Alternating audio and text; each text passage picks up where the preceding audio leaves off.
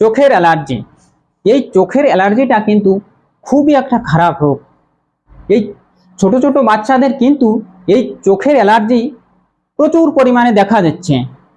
আর যখন ডাক্তারবাবুর কাছে নিয়ে যাওয়া হচ্ছে তখন ডাক্তারবাবু কী বলছে যে এই চোখের অ্যালার্জিটা কিন্তু ঠিক হবে না, যতদিন থাকবে চোখের অ্যালার্জি ততদিন চশমা লাগিয়ে চলতে হবে, ওষুধ খেতে হবে। আর এই মোটা মোটা চশমা কিন্তু বাচ্চাদের খুবই খারাপ দেখায়।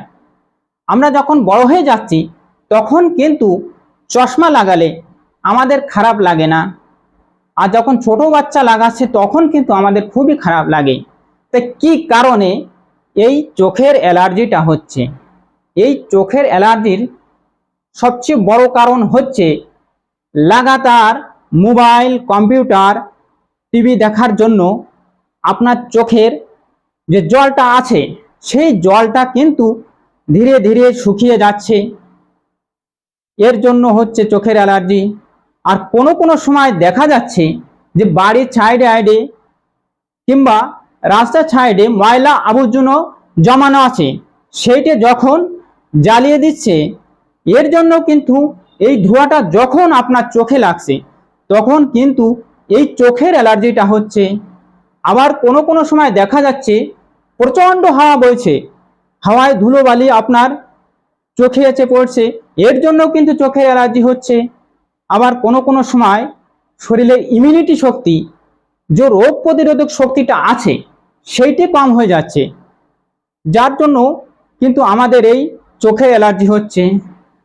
এখন আমি বলবো এর লক্ষণটা কি আছে, কিভাবে আপনি বুঝবেন যে এটা চোখের অ্যালার্জি।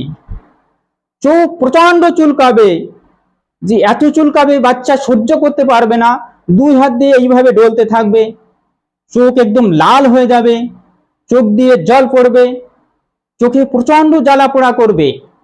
এইটাই হচ্ছে লক্ষণ। এটা হলেই বুঝতে পারবেন যে আপনার চোখের অ্যালার্জি হয়েছে। তো এর চিকিৎসা, এর কি চিকিৎসা আছে, কিভাবে আপনি 10 দিনের ভিতরে আপনার চোখের অ্যালার্জিটা ঠিক করবেন সেই উপায়টি আমি বলবো। খুবই একটা সাধারণ উপায়। এই দেখুন মুন্ডুবুটি, একে বলে মুন্ডিবুটি।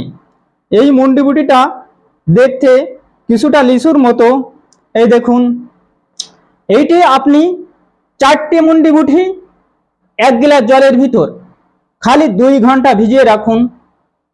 2 ঘন্টা পর সেই জলটা জ্বালিয়ে যখন 1 গ্লাস জল আধা গ্লাস হয়ে যাবে তখন একটি সুতির কাপড় নিন, সুতির কাপড় নিয়ে ছেঁকে নিন। তখন সকালে খালি পেটে এই জলটা খেয়ে নিন, খালি 10টা দিন খান, দেখুন আপনার চোখের অ্যালার্জি একদম ঠিক হয়ে যাবে। আর কি কি খাওয়া যাবে না, যতদিন আপনি ওষুধটা খাবেন ততদিন কিন্তু চিংড়ি মাছ, পুঁটি মাছ, ইলিশ মাছ, বেগুন, কচু এই আপনি একদম খাবেন না। আর যখন আপনি বাইরে যাবেন তখন কিন্তু চশমা অবশ্য লাগাবে। আর যখন মোটরসাইকেলে যাবে তখন কিন্তু হেলমেট অবশ্য লাগাতে হবে।